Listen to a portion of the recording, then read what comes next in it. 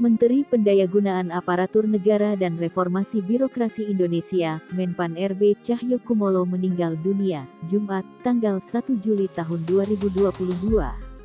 Cahyokumolo meninggal pukul 11.10 waktu Indonesia Barat di RS Abdi Waluyo, Jakarta. Tadi jam 11.10 beliau berpulang ke haribaannya, ujar politikus PDIP Junimat Girsang. Cahyokumolo sebelumnya sempat dirawat di rumah sakit.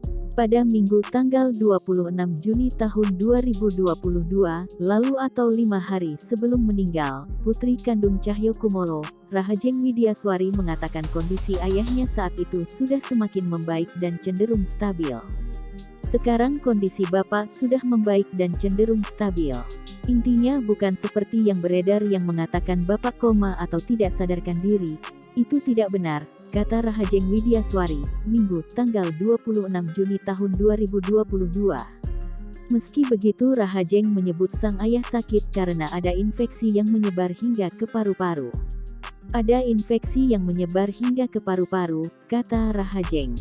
Sebelumnya beredar informasi di kalangan wartawan berita meninggalnya Cahyokumolo. Innalillahi wa inna ilaihi rojiun. Allahumakfir lahu warhamhu wa'afihi wa'fu anhu wa akrim nuzulahu wa jaijanata matswah. Al-Fatihah.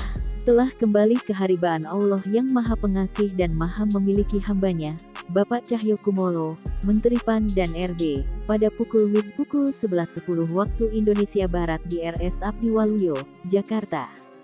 Semoga Allah SWT menerima semua amal ibadah, mengampuni segala dosa dan kesalahannya, dan memasukkan ke surganya. Amin ya robbal alamin. Dan semoga keluarga besar yang ditinggalkannya diberi tambahan ketabahan dan kesabaran.